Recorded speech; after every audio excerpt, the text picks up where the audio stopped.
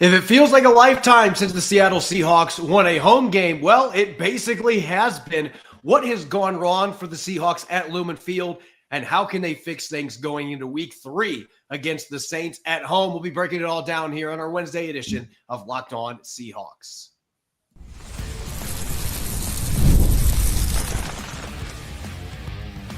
You are Locked On Seahawks, your daily Seattle Seahawks podcast. Part of the Locked On Podcast Network, your team every day. Greetings, 12. This is Corbin Smith, host of the Locked On Seahawks podcast, your daily Seahawks podcast, part of the Locked On Podcast Network, your team every day. Glad to be joined here on our Wednesday episode by my co-host in crime, Rob Rang. And a special thanks to each and every one of the 12s out there, whether you're listening in nearby Everett, Washington, or over in Beloit, Michigan. We greatly appreciate each and every one of you for being everydayers and making Locked On Seahawks your first listen 5 days a week. We are drawing closer to week 3 Seahawks versus Saints, which means it's time for Matchup Wednesday. We will dive into all the key positional battles to watch when these two teams meet up at Lumen Field. And plus, looking at why the Seahawks have not been able to consistently win games at Lumen Field as of late, and what some areas may be that they can diagnose, do some self-correcting to try to fix that problem heading into their second home game. All of this brought your way in a jam-packed episode, courtesy of Mazda. Like our players, we sweat every detail because when you make every moment count, pulling off the unexpected is only the beginning. Stay tuned later for highlights in this week's Moving the Game Forward, Mazda, Move and Be Moved. Now for your lead story here on our Wednesday edition of Locked On Seahawks. There was a time before cable. Okay, I guess not that long ago, but the Seahawks used to have one of the most dominant home field advantages in the entire NFL at Lumen Field. It used to be extremely difficult for opponents to come to town and get a win, but that ship has sailed in the last 2 or 3 years, in particular in the last 1.5 seasons, dating back to week 3 last year. Remember, the Seahawks had home games against the Miami Dolphins as well as the Denver Broncos. You take those home games out of the equation, though, Rob, Seattle's gone 1-7 in their last 8 home games, which just, it's inexplicable why the Seahawks would be that bad at home until you start to dig into the stats. And then it really starts to paint a picture why Seattle has not been able to win games at home. Basically, everything that you could do to win a football game, they've done the exact opposite in the last 8 games they've had at Lumen Field. Yeah, that's absolutely true, Corbin. And I would argue, however, that the ship hasn't sailed. It's just parked out there in the harbor. And I think that the Seahawks are going to be able to kind of rein things back in to be able to get that home field advantage back. I think that the Seattle is a passionate city for sports. We are seeing that with the home field advantage that the Seattle Mariners right across the street have been able to create for themselves. We know that the 12s have proven themselves to be an absolute power in the past. And again, I think that is there. But I know that you have a lot of statistics here that you want to share. And I think that a lot of them, as you said, basically paint the picture of why the Seahawks are losing these football games, whether it be time of possession, whether it be turnovers, whether it be the amount of time scored in the opening drive. The Seahawks are on the losing end in just about every single category imaginable. And that's one of the biggest reasons why they've been at the losing end of the final score as well. Yeah, look, Halloween is still a little over a month away, but there might be some listeners that are going to have nightmares after they see some of these numbers that I rattle off. And I'm going to be honest with you, I thought they were going to be bad. They were much worse than I ever could have anticipated. And I want to start off with something that I was expecting, maybe not quite as big of a differential as what I found, but in the last 8 home games for the Seattle Seahawks, where they have gone 1-7, Rob, on opening drives, they have not scored a single point on offense. So they haven't even gotten a field goal in those 8 games on 8 opening drives. Opponents have scored 4 touchdowns and have scored 5 times total for a grand total of 31 points. So the point differential on opening drives alone is minus 31. 31 points in 8 games differential on opening drives. Right there's the first thing. Seattle I've talked about it a lot in home games. I just didn't have the stats in front of me. And honestly, it's worse than I thought it was, that they have just come out flat on both sides of the ball consistently. I mean, they've given up a touchdown in half those home games on defense in the opening drive and a field goal on another game. So more than 50% of the time they're giving up points, and a vast majority of those have been touchdowns, and then they haven't had a single point in exchange for that. And we know the streak that ended this past Sunday, 22 straight games without an opening drive touchdown. At least on the road, they've kicked some field goals, though. At home, they haven't even had Jason Myers out there kicking a field goal. They have absolutely nothing. So one way to get things going against the New Orleans Saints this weekend, even if they get a field goal on the first drive and hold the opponent to a field goal, like, that is a vast improvement over what we've seen. They have come out really flat at home. And unfortunately, that's not where the nightmarish statistics end. Turnovers have been another major issue. The Seahawks have turned the ball over 16 times, or 2 times per game in these 8 home games. They have only forced 7 turnovers in that time, or less than a turnover per game. So they've been doubled up by their opponents in terms of turning the football over. Rushing yards, 581 versus 1,024. So basically, they've had half the rushing yards that their opponents have had. Time of possession, not surprising with the run game, 6 full minutes on average per game less than their opponents. And this might be the one that had my jaw dropping the most. Seattle has 13 sacks in 8 games as a defense. They have allowed 31 sacks with their offensive line in that same amount of games. So roughly 3 times as many sacks allowed versus the ones that they have gotten on opposing quarterbacks. Third down rates about a 6.5% difference. That might not seem like much, but that's a significant one for an 8-game sample size. Any way you slice it, Rob, you look at those numbers, you don't expect to have a winning football team. 1-7 seems about right when you dive into those numbers. Yeah, that's absolutely the case. And it's one of the reasons why in yesterday's show that I was very confident that Sam Darnold is going to prove an immediate upgrade over the quarterback, who, of course, was the Seahawks for most of those games, in Geno Smith. Look, I don't want to put all the blame on Geno Smith, but the reality is that if you don't start a game off in a quick with quickly being successful, then your own fans are going to start to lose interest, and the opposing fans are going to start to gain that much more confidence, that get that much louder. And that's where I want to also kind of have some of this conversation here. I think that it's easy for a team to rally when they are on the road because of that whole us against the world mentality. When you're at home and you look into that crowd, and you see half of the crowd is wearing the opposing team's color, and your own fan base essentially is sitting on their hands at that point, then I think that it is easy to kind of just cast this off as, hey, it's just a job. This is just a loss. Who really cares? It is a very different mentality than what the Seahawks crowds that I used to go to as a younger person, as a passionate fan of football, for the Seahawks, for Seattle, for just the NFL game in general. Before it became a job for me, it was an absolute passion. And that's the thing, is I think that we have seen that so many people in the Seattle area, frankly, got a little bit spoiled. I think that they are now selling their tickets off at random to the best, the biggest bidder, and those often are going to be opposing fans. So that would be my comment here. Besides all the statistics that you just pointed out, is that the rabid, hardcore Seahawks fans of the past have got to get rabid again, have got to care, and have got to make it uncomfortable, frankly, for opposing fans to come in there to make it the Lumen Field their own.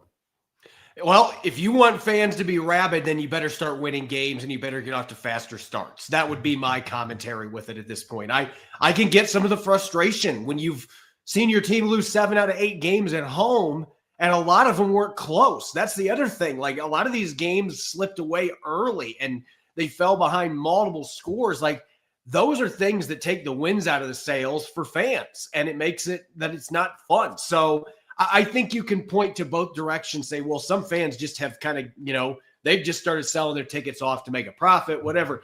You want to stop that? Then go win football games and play better football, because the stats I just showed you, like, that looks like a equivalent to a 2-win NFL team. That looks like the 1992 Seattle Seahawks, if you look at those stats over the last 8 games at home. you have got to be 10 times better than what you have been.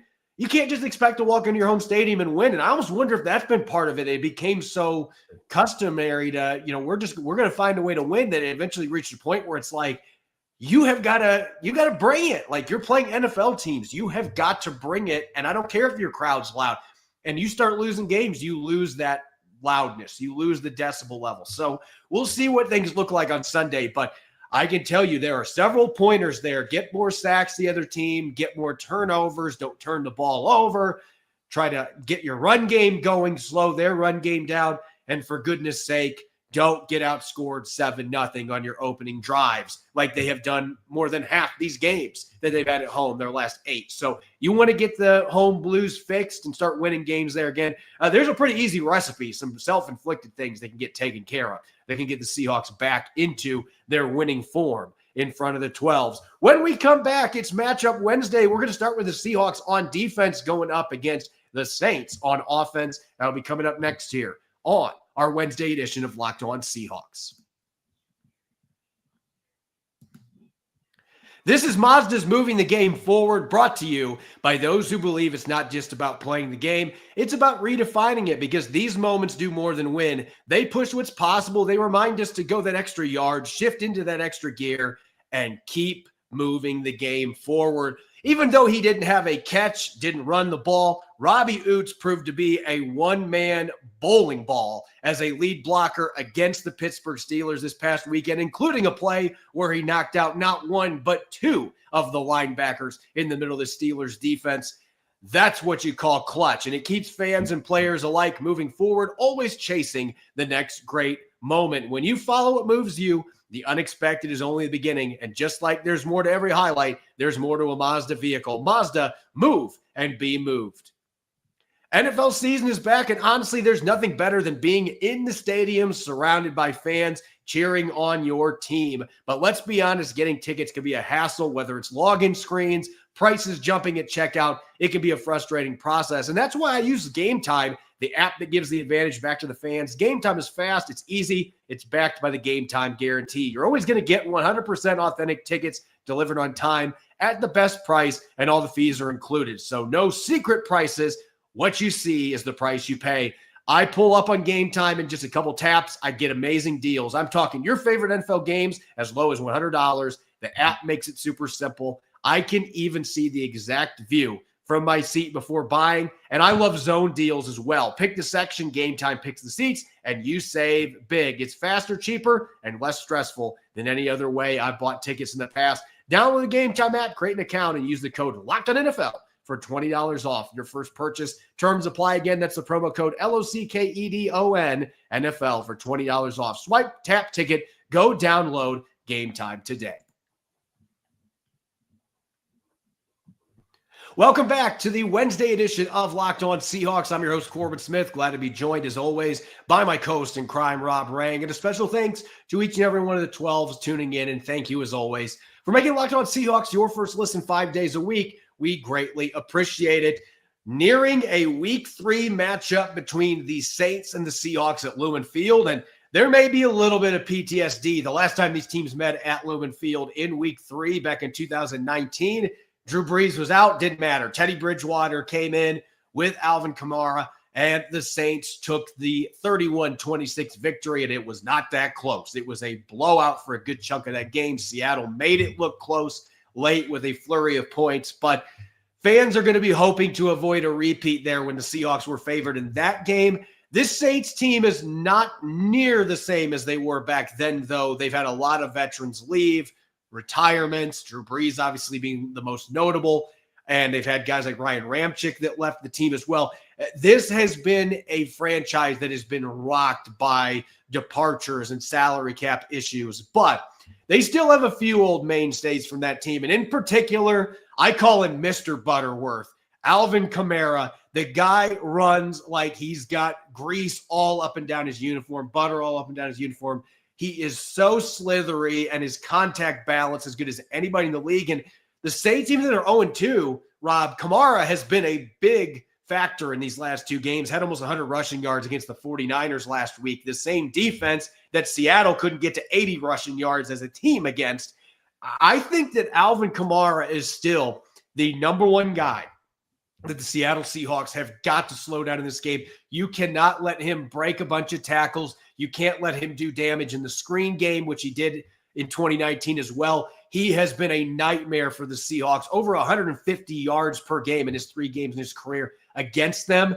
If he's able to get going, that is going to be what, to me, keeps the Saints in this game and have a chance to potentially pull the upset. So the onus falls on Tyrese Knight, Ernest Jones, those linebackers who are going to end up against him in coverage too. You got to bring your A game and be ready to play, or you're going to get burned by Mr. Butterworth. Yeah, I got bad news for you. You're going to get burned by Mr. Butterworth because Alvin Kamara is that good. And the Seahawks have shown an ability or at least some struggles when it comes to tackling running backs in space. I mean, Mike Macdonald acknowledged as much in his Wednesday press conference that has been a point of emphasis, is being able to take backs to the ground after they've caught the ball out of the backfield. We saw, of course, an example of that a week ago with Jaylen Warren. And Warren is a terrific player in his own right, but he's no Alvin Kamara. And so that is definitely going to be a focus for the Seahawks. Look, I think that Ernest Jones IV is playing about as good of football at the inside linebacker position as you're going to see in the NFL. Tyrese Knight is, I think, kind of gradually coming along. I've been intrigued by what I've seen from Drake Thomas as well. But at the same time, Christian McCaffrey is an undeniable talent. And we saw how effective that McCaffrey was against the Seahawks in week 1. And then again, with all the success that Pittsburgh's backs had against Seattle in week 2. Kamara is a step right back into a Hall of Fame caliber player that the Seahawks are going to be able to harness. So when you have a young quarterback like Spencer Rattler, who, by the way, has a 3 touchdown, 0 interception ratio so far this season. So we got to be careful that we're not disrespecting the young quarterback too much. You know that he is going to be throwing the ball to his superstar running back, and so it is going to be critical. Seahawks aren't going to stop Alvin Kamara, but you've got to slow him down at least a little bit. You have to limit the after the contact, after the catch with Alvin Kamara. That's the key. You can't let him break a bunch of tackles, slip through them. And if you let him do that, he has shown it already in the past against the Seahawks. I mean, I think he single-handedly won that game in 2019. Like, the Seahawks had no answer for him. This defense cannot allow the mass number of broken tackles like they did on that 65-yard play for Jaylen Warren. Yeah, they can't allow that to happen against Alvin Kamara because he's got another gear when he gets into open field, and he'll take that to the house. So the defense, you got to swarm. You got to get multiple helmets on this guy, and you got to get him down. If you can do that, I think that it takes away a huge part of this Saints offense. That being said, there are still weapons that we have to pay close attention to with this team. In particular, a healthy Chris Olave. And it's been a rough go for him the last couple of years, former first rounder at Ohio State. He's had concussion issues, but he is in the lineup. He's healthy. He's had 13 catches.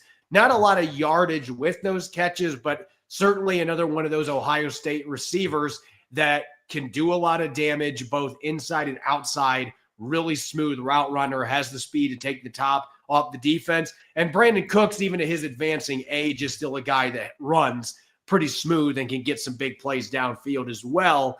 You have those two guys.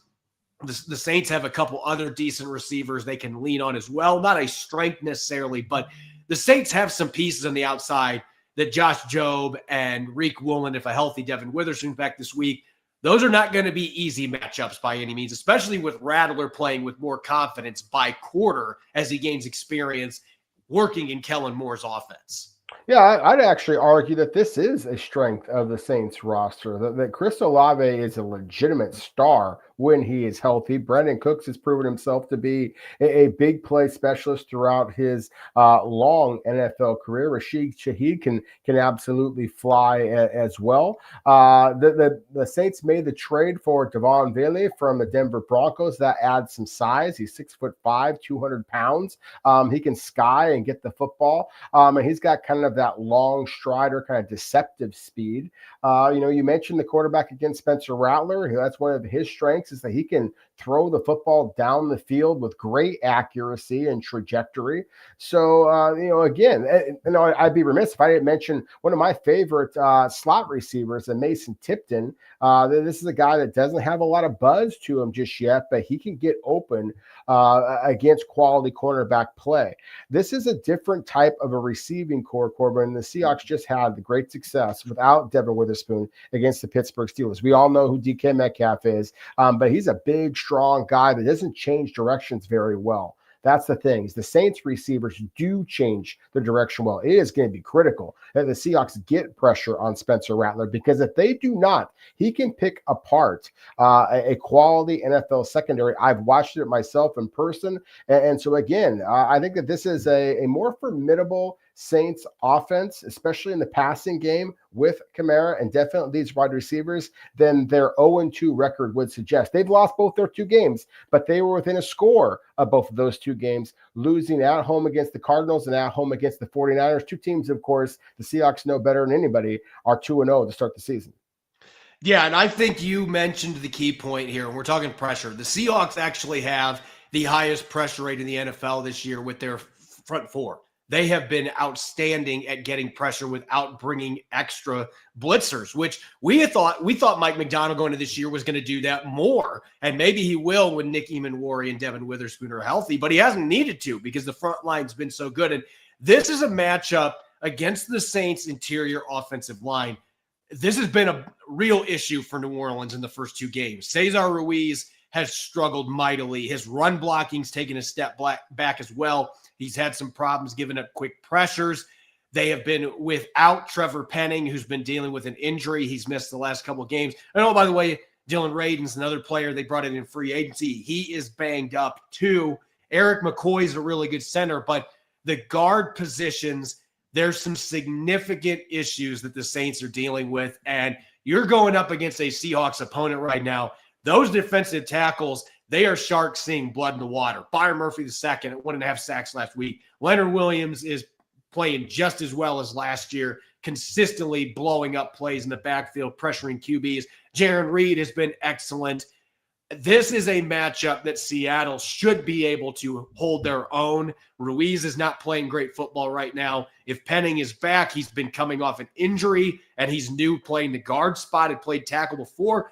There are things working against New Orleans. And in the past, Spencer Rattler, when you've been able to get interior pressure to collapse the pocket, that's when he's made a lot of bad decisions and he has gotten rattled. So I'm looking at this as the key matchup in this entire game for the Seattle Seahawks. Take advantage of this injury-marred guard position, some of the turnover the Saints have had there, and let those star DTs get after Spencer Rattler and make life tough for Alvin Kamara as well.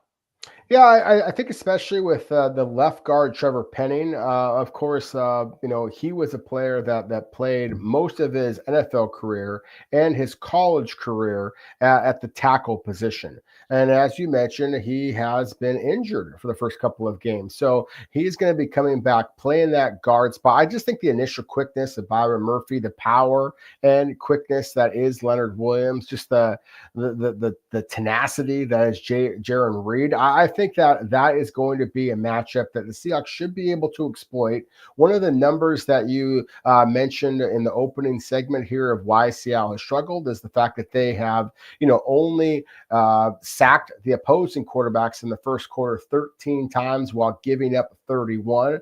I think that's where Seattle has got to kind of lower the boom, so to speak, a little bit on the New Orleans Saints, is that they have got to be able to create the interior pressure right off the bat against Spencer Rattler, just to kind of be able to get an early advantage and be able to kind of lean on their offense to be able to kind of salt this game away. Because I do think that this is the offensive line for the Saints. I like their tackles. They have 2 young tackles that are very, very talented, both first-round picks. But I think that the interior of their offensive line is something that the Seahawks should be able to exploit. And of course, the Seahawks, own coaches are going to know this group, with so many of Seattle's coaches coming to Seattle from New Orleans previously, the same way that Mike Macdonald was able to kind of take advantage of Patrick Quinn's speed, but also some of his vulnerabilities. I think that Seattle's offensive line coaches, offensive coaching staff, run specialists, et cetera, are going to be able to take advantage of the knowledge they have of New Orleans offensive line talent.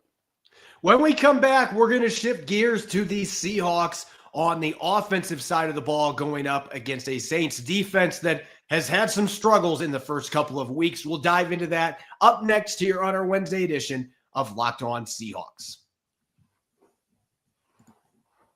The NFL season is officially underway, and FanDuel is making sure you're ready for kickoff with a can't-miss offer. Right now, new customers can bet just $5, and if your bet wins, you'll get $300 in bonus bets to use across the app.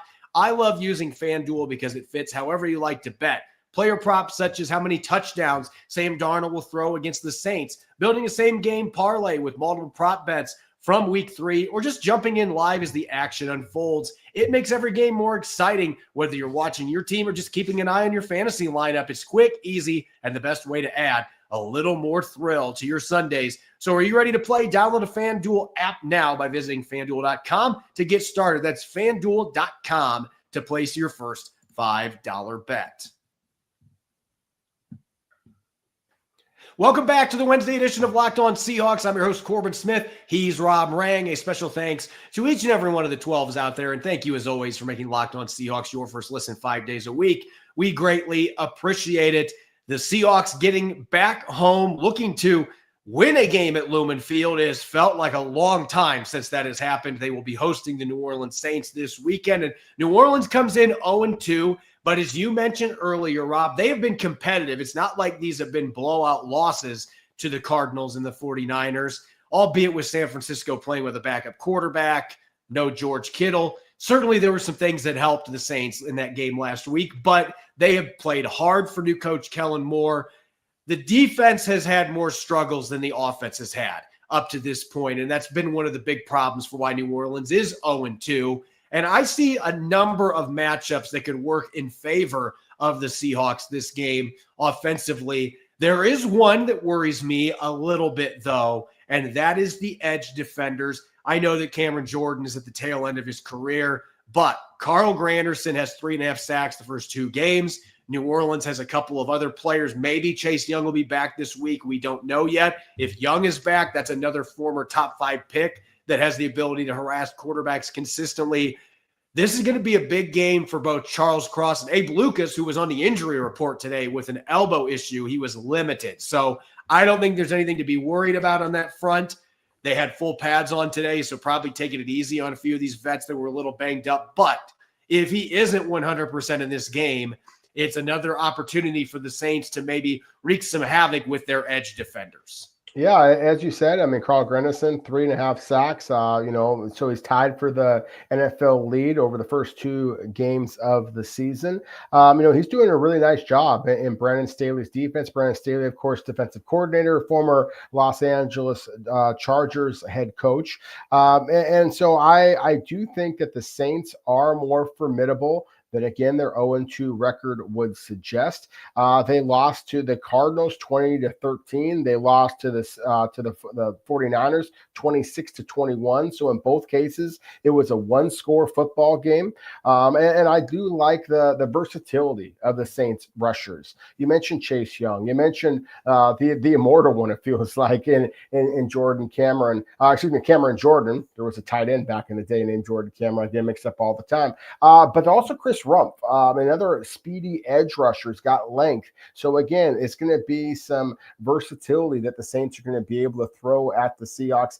I think that the Seattle's offensive tackles are as good of any young tackle tandem in all of the NFL. The fact that you're playing at home should be able to provide Sam Darnold with plenty of pass protection to be successful. But at the same time, if there is any type of an injury situation with Abe Lucas, this is a situation I think that could turn from a not a big concern to a very large concern very, very quickly. As far as an area where I think the Seahawks could have a significant advantage, Demario Davis has been a great linebacker in the NFL, an underrated one for a long time. And he's got 20 tackles the first 2 games. It's not like he's not productive. However, he has a pretty high average depth of tackle, which tells you he's making a lot of tackles downfield at this point. He's 36, doesn't move like he used to be able to. And I look at what Ken Walker III was able to do with the Steelers linebackers, who are younger and faster.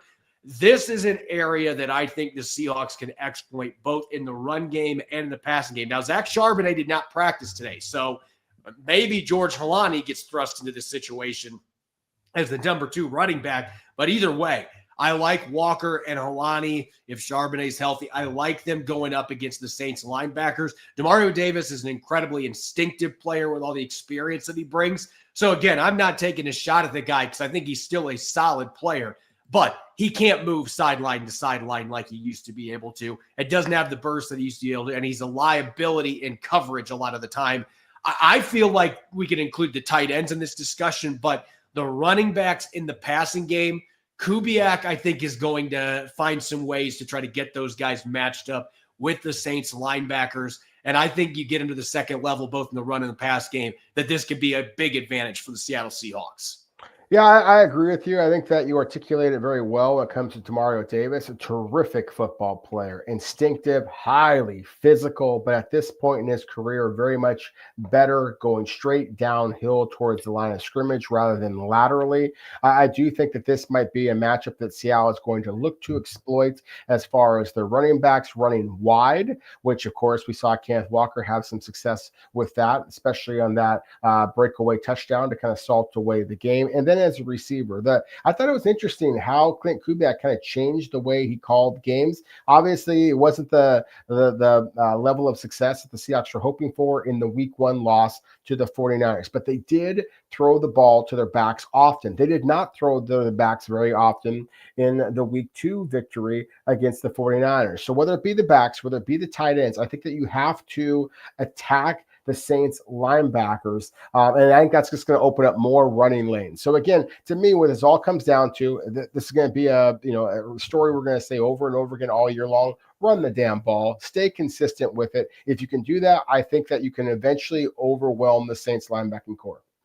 I also think that the Seahawks, especially with what we saw last week against the Steelers secondary, it's a lot different in terms of the makeup for the Saints. They've got a lot of young guys in their lineup, but there has been a lot of turnover in that secondary. Marshawn Lattimore was traded to Commanders at the deadline last year. He was their number 1 corner. Paulson Adebo, who was one of their young stars, left in free agency to go to the New York Giants, and they didn't pay him. So Adebo left as well. They do have Kool-Aid McKinstry, former Alabama star, in their secondary. There's still high expectations for him, but this is a secondary that lacks size. They are one of the smaller secondaries that you are going to see out there. Justin Reed is a rock-solid veteran of the safety position. Jonas Sanker, their rookie, they like a lot, has done a good job in their deep coverage sets, but this is an inexperienced and small secondary group, and they have had a lot of problems with giving up yards after the catch in the first 2 games. This is one of the worst yak surrendering defenses in the NFL. And I look at what the Seahawks just did to the Steelers this past week, getting the ball to JSN and Cooper Kupp and Torrey Horton and their tight ends. They had a big play from Elijah Arroyo. They had a lot of yak. This is an opponent that's been worse at that than what the Steelers were. There are opportunities to get the ball in space to your playmakers and let them go to work. And I just think that this is a secondary, both at corner and safety. They've got some decent players, but they don't have an alpha in this group, and they have had a lot of problems with tackling and just giving up instant separation. Seattle should be able to do that since they were able to do it to the Steelers, who had more established talent. I like this matchup for being able to get the ball out in space and let the receivers be the ones do the work after they catch the football. Well, that's the big question I have is, can the Seahawks wide receivers continue to create after they catch the ball? And that was, of course, one of the things that I've been talking about all throughout the preseason, is that I have some concerns in that regard. Torrey Horton, of course, got his first touchdown, but the ball, when it hit his hands, he was already in the end zone. We haven't seen that yak ability. With JSN and Cooper Kupp, they definitely showed some shiftiness, showed some power, but at the same time, we're talking about 5, 6, 7, maybe 10 yards after the catch, not 30, 40, 50-yard kind of breakaway plays.